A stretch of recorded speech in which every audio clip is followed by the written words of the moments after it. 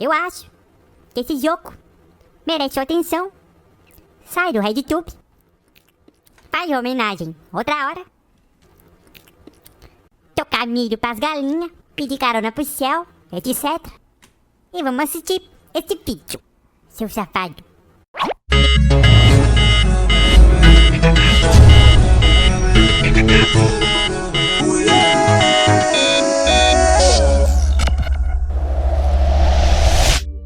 Opa! E aí, véi? Beleza?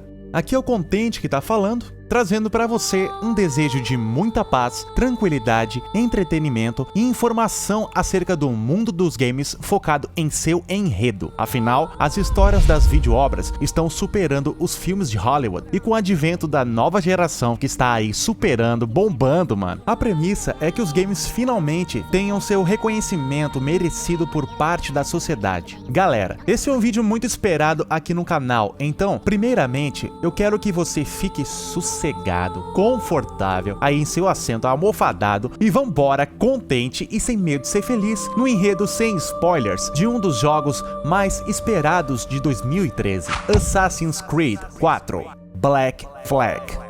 E como é dia de jogo épico, como muitos fãs aqui no quadro do enredo sem spoilers, eu também sou, obviamente. Então, eu posso adentrar no máximo de detalhes possíveis acerca dessa obra, a fim de deixar você preparado para iniciar o game com segurança e mais imersão, pois o meu intuito, meu bruxo, é corroborar muito para isso. Fica à vontade, cara, porque no dia que tu comprar o AC4, pode assistir esse vídeo de novo, já para começar praticamente entrando pra dentro da tela e tendo um nível de imersão e profundidade na história do AC4, Black Flag, beleza? Tendo dito isso, então é hora de confabularmos todas as informações acerca do nome deste videojogo que entra pra história da franquia do Assassin's Creed. Para início de conversa, vamos começar pelo nome. Assassin's Creed 4 significa Credo dos Assassinos 4 e Black Flag se refere à bandeira negra. Quando você ouve um título desses, você já pensa automaticamente na referência aos Piratas do Caribe, né? Pois bem, meu velho, pode-se dizer que sim, só que o buraco é muito mais detalhado e muito mais embaixo. A produtora é a Umbrella do mundo dos games, a Ubisoft Montreal, só que lembra quando a empresa tinha dado uma declaração lá no final do desenvolvimento do Assassin's Creed 3, que os games desenvolvidos por subsidiárias espalhadas ao redor do globo, envolvendo milhares de profissionais, blá blá blá blá blá, não ia mais acontecer? Balela, meu bruxo. A Montreal caprichou de novo e acabou recebendo a colaboração para o desenvolvimento específico das unidades de Annecy, Bucarest, Kiev, Montpellier, Quebec, Singapura e Sofia, confirmando assim que a obra possui um grande objetivo em ser a mais grandiosa que seus antecessores, em todos os sentidos. A Ubisoft deixa a intenção clara em retroceder cronologicamente a franquia para aproveitar de um momento histórico que intriga e emociona as pessoas ao redor do mundo. É nessa mágica que todas as subsidiárias juntas trabalharam e redesenharam com o motor gráfico Anvil Next, que foi uma engine criada lá em 2007 pela poderosa Ubisoft Montreal, aonde o modelamento de personagens, objetos e cenário era criado em ambiente 3D Max para cenários e ZBrush para personagens. Mas que paçoca é essa, Contente? Calma que eu explico, meu bruxo. O 3D Max é um software baludo desenvolvido pela empresa Autodesk Media and Entertainment, usado não só por desenvolvedores de games, mas também para TV, comerciais, etc. Esse elemento é responsável por criar sombras e efeitos em simulação dinâmica de partículas, aumentando o nível de imersão de um game de um mundo aberto como o de Assassin's Creed 4, e por sua vez, o ZBrush é uma ferramenta digital para esculpir personagens inteiros, criando seus figurinos, texturas e pinturas que interagem em tempo real quanto ao quesito iluminação, física e demais interações com o cenário inteiro. Obviamente que o resultado não poderia ser outro, um game imersivo e alavancado por lindas paisagens e o clima tropical da região da América Central. Mas, meu bruxo, tudo isso é somente a ponta do iceberg. Vamos seguindo com a introdução que eu já falo sobre tudo isso. A publicadora, obviamente, é a Ubisoft, e desta vez, o lendário Corey May não está na função de escritor do enredo, que ficou a cargo de Darby McDevitt, que é um gênio ultra criativo da Ubisoft Montreal. Ele tem a vantagem de, além de ser escritor, ser um produtor de filmes, músico e designer de games. O cara é foda, mano. Ele havia feito parte de projetos dos Assassin's Creed nos spin-off da saga e teve uma participação em Assassin's Creed 2 Revelations. Ele também ficou bem conhecido por levantar a polêmica que o protagonista e principal da saga, o Desmond Miles, tinha como Altair, o personagem do primeiro game. A verdadeira descendência genética é assim, cara. O Altair e o Ezio Auditore, que era protagonista dos Assassin's Creed 2, Assassin's Creed 2 Brotherhood e Assassin's Creed 2 Revelations, cara, eles não têm ligação genética direta, sendo que Desmond Miles tinha descendência de Altair de um lado e Ezio Auditore por outro lado da família. Então é bem curioso e é interessante todo mundo saber disso. Por sua dedicação e conhecimento de cada centímetro escrito da saga, ele agora se tornou o principal escritor e tem a responsabilidade de elevar a narrativa de Assassin's Creed 4 para um nível de imersão e emoção focado no drama pessoal dos protagonistas, e menos no conflito histórico dos assassinos versus templários. O game é multiplataforma em ambas gerações de consoles, ou seja, havia sido confirmado o lançamento para os consoles da antiga geração e da nova geração. O uso do hardware do PS3, do Wii U, do Xbox 360 finalmente atinge seu 100% de capacidade. E o nível de imersão quanto aos detalhes gráficos proporcionados pela nova geração não são representados fielmente nos consoles antigos. Mas, de qualquer forma, vai ficar bora bagarai, mano. A data de lançamento havia sido primordialmente fixada entre os dias 29 de outubro e 1º de novembro. E o gênero, como todo mundo sabe, é ação e aventura, cercada de elementos de stealth, ainda mais por se tratar do poderio de fogo dos piratas e o cenário mais sinuoso e acidentado. Agora vamos entrar na seção do vídeo, onde temos uma visão geral da obra em questão. Beleza? Bora! Assassin's Creed 4 Black Flag é o 6º estabelecimento principal da franquia e é sequência predecessora cronológica de Assassin's Creed 3, lançado em 2012. Um dos grandes aspectos que podemos destacar aqui é o balanceamento de 60% para 40%. Que porra é essa, Contente?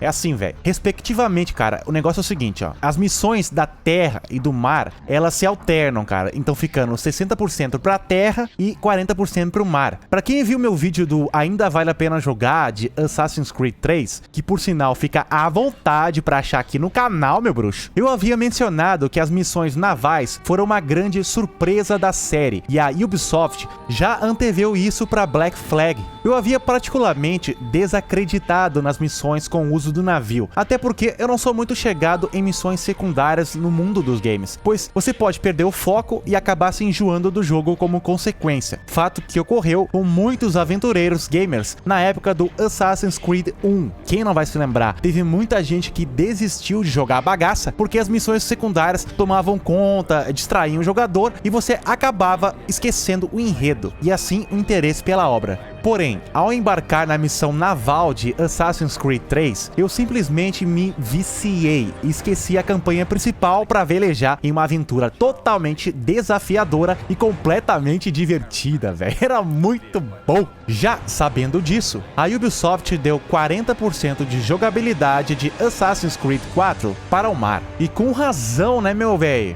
Pois o título, ele aborda a era dos piratas e nada mais justo do que mostrar plausivelmente e historicamente como funcionava a era dos pirateadores. Além de 3 novas localidades influenciadas por 3 grupos étnicos distintos, há 50 localidades para se explorar e o sentimento de mundo aberto com a sua liberdade aumentada te dá a sensação de realmente estar entrando em um mundo inerente à narrativa do game, além de trazer as mais variadas e conhecidas quests da franquia.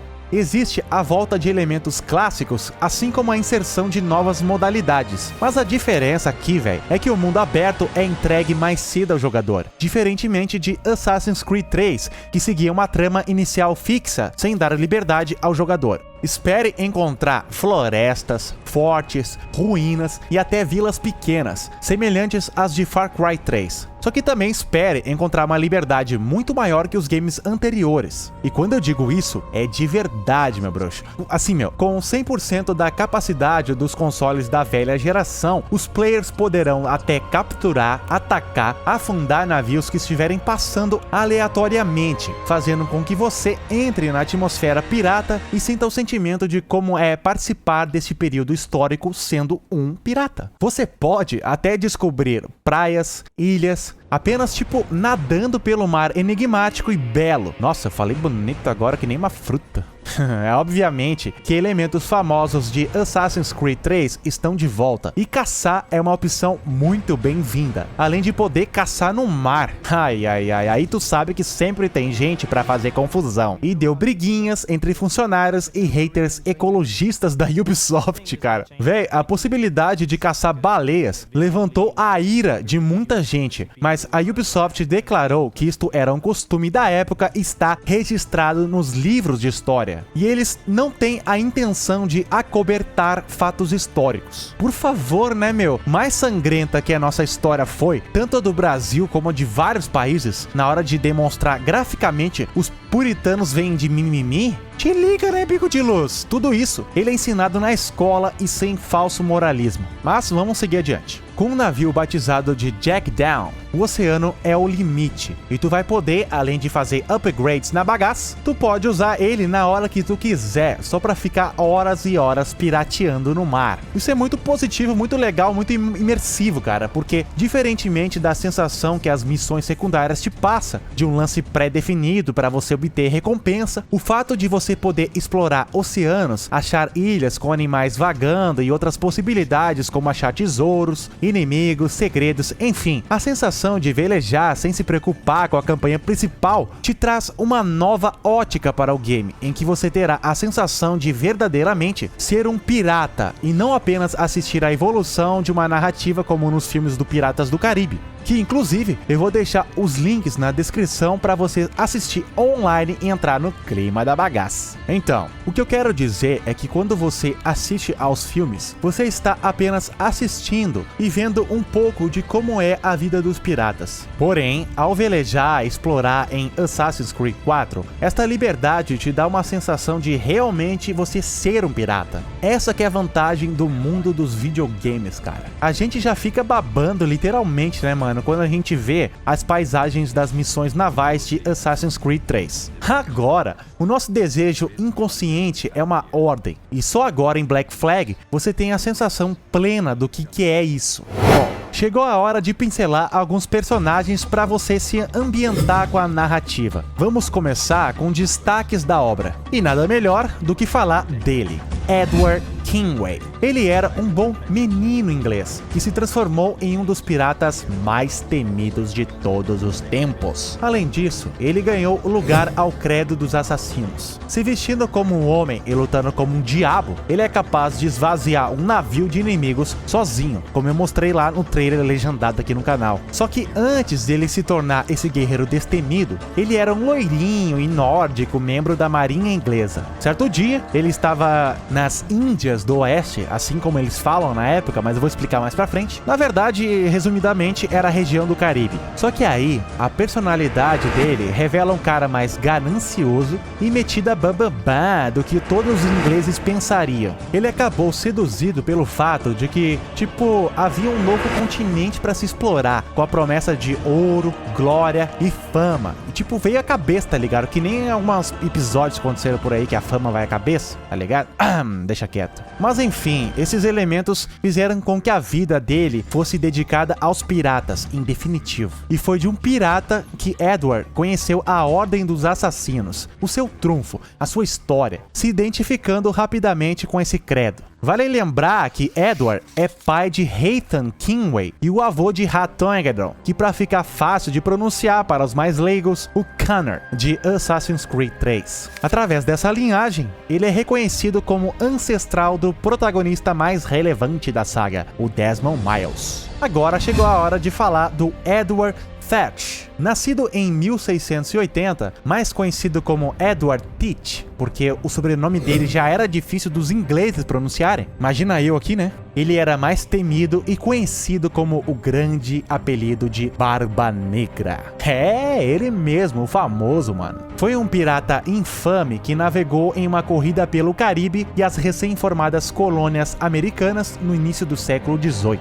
no navio batizado como A Vingança da Rainha Anne. O Barba Negra, ele conheceu e traçou seu destino nas mãos do general naval da realeza, o Robert Maynard, e sua tripulação, em maio de 1718. Acabou conhecendo Edward Kingway, e os dois se tornaram muito bruxos, sócios de uma vida pirateamente pirata. Ai, vai ter muita história pra contar. Agora vamos só pincelar os demais personagens da trama para você ter uma noção do escopo histórico que a obra abrange. Começando pelo Jack Rackham. Nascido em 27 de dezembro de 1682, ele era conhecido mais comumente como Calico Jack, e foi um outro capitão inglês pirata que velejou para as Índias do Oeste no início do século XVIII, ou seja, o Mar do Caribe. O seu apelido surgiu porque ele sempre vestia roupas feitas de cálico, que é um tecido de algodão fabricado na Índia. Ele ficou mais famoso ainda por empregar duas mulheres piratas históricas dentro de sua tripulação,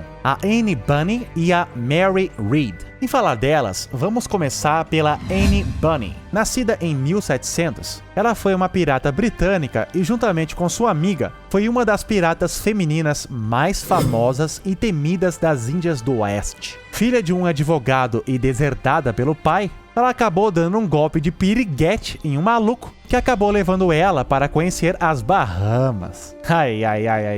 Que uma piriguete faz quando vê a oportunidade de pegar um cara mais baludo ainda, né, mano? Que trouxa, né? Claro que ela mete a guampa no chifrudo e acaba se envolvendo com mais piratas famosos. Mas ela teve motivo, claro. Ela era linha dura, quase que machorra, e adorava aventuras ensandecidas. Aí tu já tem uma noção do que ela apronta em Black Flag, né, meu bruxo?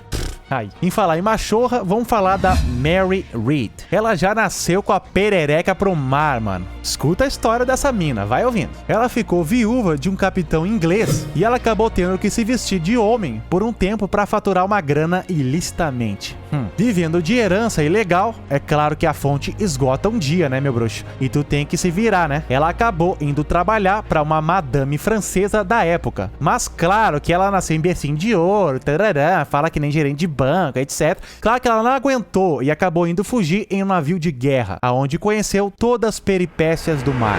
E é aí que ela se tornou uma verdadeira combatente. Esqueceu o falajar todo simbólico, categórico, e se tornou uma guerreira de homem nenhum botar defeito, ganhando respeito por suas habilidades bélicas. Aí, ela resolveu casar de novo, se vestindo de mulher, claro, né? Mas daí, pimba. Mas o marido foi pra banho, morreu, e ela tá viúva de novo. É muito azar, né, mano? Ela tinha que ser chamada de Viúva Negra, ia ser bom esse apelido pra ela. Mas o que ela fez? Ela se vestiu de homem de novo. Dá pra acreditar, velho? Vai te catar, né, mano? Se tu quer colar o velcro com as amiguinhas, não ficar fingindo, não finge, mano. Vai, sai do armário, veste o sapato, bota a calça e assume, pô.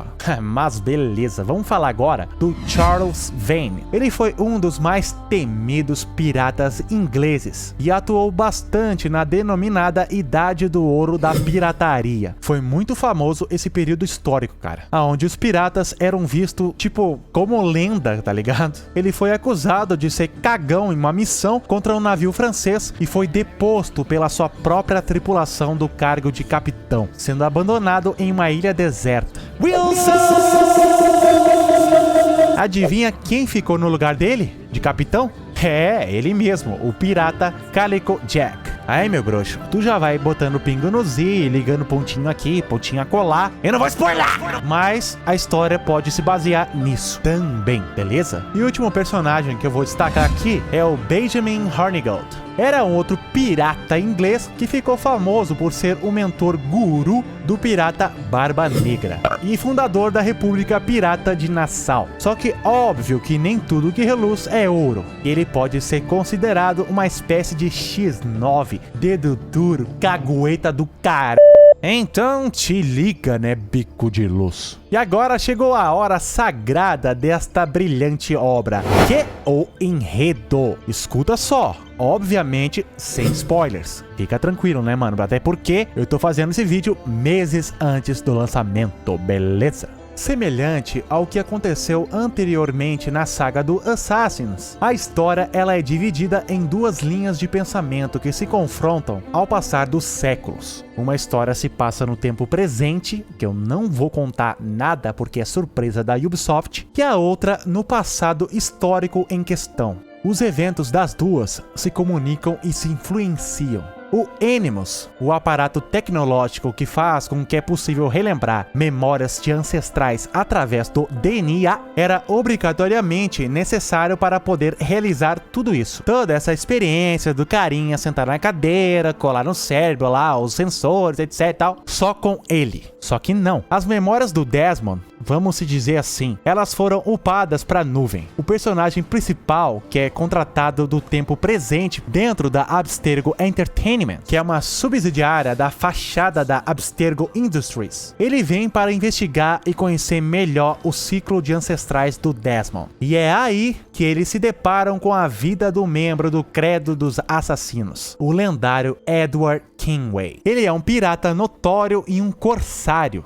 Ou seja, corsário era o cara que era autorizado pelos seus superiores formalmente em atacar navios e inimigos de forma bélica. Ele agiu durante a Era de Ouro Pirata, e isso intrigou muito o Abstergo, uma vez que sua descendência deu no que deu em Assassin's Creed 3, e eles queriam ver a transição desse processo acontecer para poderem assim esclarecerem dúvidas e bolarem um novo plano para fazer com que os Templários consigam finalmente impostar a sua nova ordem mundial. Mas contente, que papo é esse de Era de Ouro dos Piratas? Afinal, o que foram esses piratas de verdade, mano? Fala aí, mano. Fala aí, man. Fala aí, man. Fala aí, leque. Eu quero contente. Chama aí a vinheta. Chama aí a vinheta. Aí chama vinheta, chama de fogo. Não é chama de fogo. Do momento cultural é nós que tá, que voa na bagaça. Aperta play, leque. VT. Te liga, bico de luz. Momento cultural do contente, velho. Roda aí. Pirata, uma palavra de origem grega que significa tentar, assaltar, é interpretada pelo latim e italiano como tal, e é um marginal filho da p*** que forma uma autônoma organização ou um grupo de velejadores e combatentes, cruzando os mares, só que com o fito de promover saques e pilhagem a navios e a cidades para obter riquezas, poder, fomentados e enlouquecidos pela ideia do desejo de descobrir o que um novo continente gigante poderia oferecer, e também se aventurar em uma história para perdurar os séculos. O estereótipo mais famoso dos piratas podem ser vistos nos filmes da saga do Piratas do Caribe, que mais uma vez eu deixo o link aqui na descrição. A época de ouro dos piratas é um conceito que designa o fato de que grandes atividades piratas na história marítima dos primórdios do período moderno eram feitos. O seu auge se deu entre 1650 e 1730 e geralmente eram demonstrados pela atividade de saqueamento, ataque e roubo a navios cargueiros e suas cargas que iam e vinham da Europa, além da busca e aventura por tesouros escondidos pelos próprios piratas. E esse foi mais um momento cultural do contente. Foi. Então, a história ela é setada no Mar do Caribe, mais conhecido na época como as Índias do Oeste. E você ouve diversas vezes esse termo no game. O Caribe era um grupo de ilhas cercado pelo mar e praias localizadas no sudeste do Golfo do México, composto por nada mais, nada menos do que 700 ilhas. E é por isso e outros elementos que a justificativa dos 40% das missões serem concentradas em alto mar faz muito sentido. E o enredo enredo ele faz com que aborda fatos históricos da época de ouro dos piratas, além da riqueza de detalhes geográficos, o que faz com que a ambientação do game dê uma base sólida à narrativa desse game, cara. Resumindo, a obra é foda pra caralho, mano. Nós ficamos muito mais imersos na história do que os games anteriores, e esta é uma promessa da Ubisoft. A exploração dos personagens através de navios e o drama pessoal dos protagonistas são mais destacados do que antes. Por exemplo, lá em Assassin's Creed 2 é mostrada um lado comedor do Ezio, pegando as menininhas, etc, mas sem riqueza de detalhes. No Brotherhood, também com a sua esposa. Só que é muito rápido e a gente ficava querendo saber mais sobre o relacionamento pessoal sem conflitos bélicos. E é agora em Assassin's Creed 4 Black Flag que é explorado esse elemento. Uma prova disso é que Edward é um mulherengo filho da p*** que mesmo sendo casado, trai a mulher, pega várias, bebe pra caralho. Enfim, é mostrado também um lado mais humano dos personagens. E o foco na batalha épica entre os templários e assassinos não é o centro da atenção na história dessa vez. Agora, o modo de vida, a relação entre personagens e o clima da pirataria são os principais motivos que fazem com que Assassin's Creed 4 seja um divisor de águas da série. Por isso, eu já garanto que Assassin's Creed 4 veio para trazer um espírito de renovação na saga e ao mesmo tempo resgata todos os fãs que estavam um pouco chateados com Assassin's 3. Agora, você está ambientado e pronto para jogar Assassin's Creed 4 Black Flag através de mais um enredo sem spoilers destrinchado aqui no teu canal focado no enredo dos games. Espero que você tenha tido uma experiência proveitosa nesse longo vídeo que eu produzi com carinho, dedicado para vocês inscritos e também não inscritos que estão conhecendo o meu trunfo de vida só agora. Então, eu tenho um sentimento de agradecimento enorme por vocês, velho. Muito obrigado por assistir meus vídeos, cara. Eu não vou mais ficar falando em like favorito, até porque vocês já estão careca de saber como se apoia um canal de informação que vocês gostam. Então, eu só vou deixar essas animaçõezinhas aqui, os botãozinhos voando, só para lembrar se você curtiu mesmo o vídeo, beleza? Tranquilo, então, eu quero muita paz no coração de todo mundo. Sem brigas, xingamentos, com respeito, críticas construtivas sempre são muito bem-vindas. Super abraço, até o próximo vídeo e eu fui. Tchau.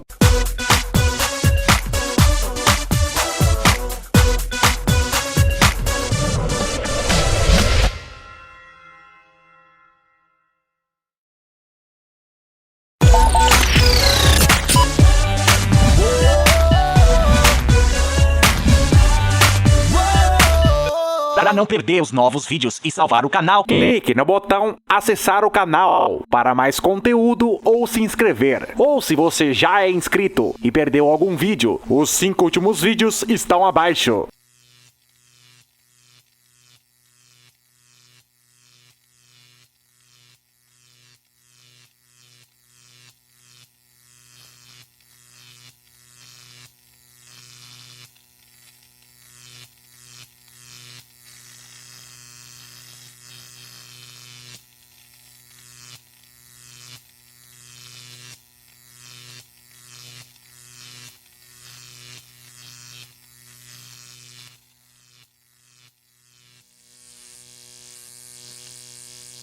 contente e sem medo de ser feliz.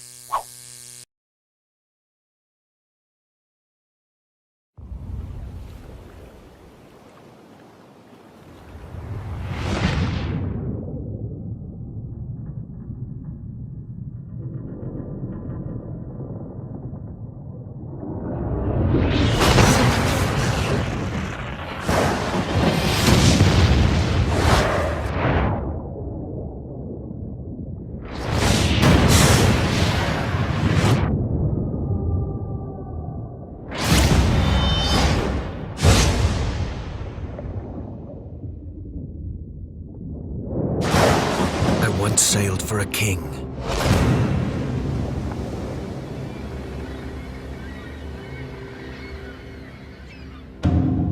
I obeyed men of privilege and wealth.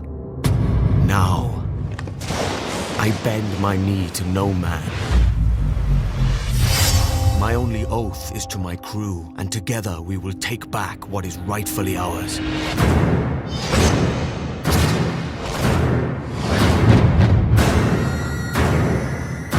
With blood and steel, we shall stand up to the powerful.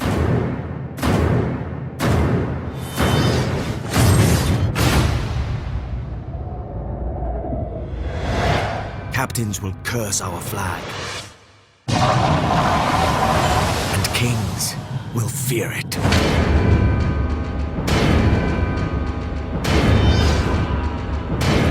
As long as empires generate wealth and riches,